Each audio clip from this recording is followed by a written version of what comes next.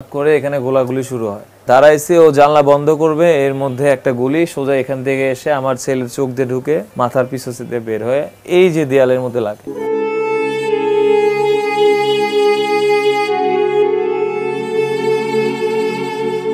বই, প্লাস্টিকের খেলনা আর ঘরের মেঝেতে ছোপ ছোপ রক্তের দাগ।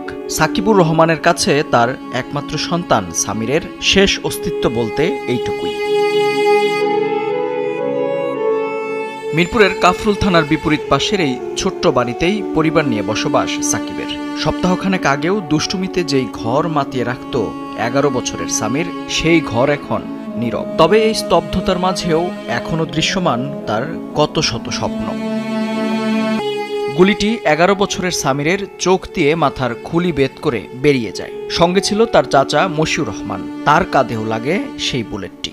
তাৎক্ষণিক হাসপাতালে নিলে শিশু সামিরকে মৃত ঘোষণা করেন চিকিৎসক। ঘটনা এখানেই শেষ নয়। সাকিবের অভিযোগ, তাকে ডেকে নেওয়া হয় কাফরুল থানায়। ছেলের এমন নির্মম মৃত্যুতে তার কোনো অভিযোগ নেই, এমন একটি চিঠিতে স্বাক্ষর নিয়ে ছেড়ে দেওয়া হয় তাকে।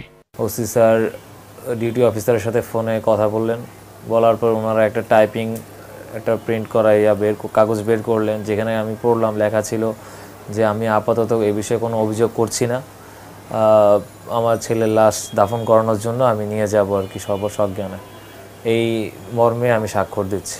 আমি আমার ছেলের লাশ আমার কাঁধে নিছি এই বয়সে। এইটা একমাত্র তারাই বুঝবে যারা তাদের সন্তান, তাদের আপনজন হারাইছে।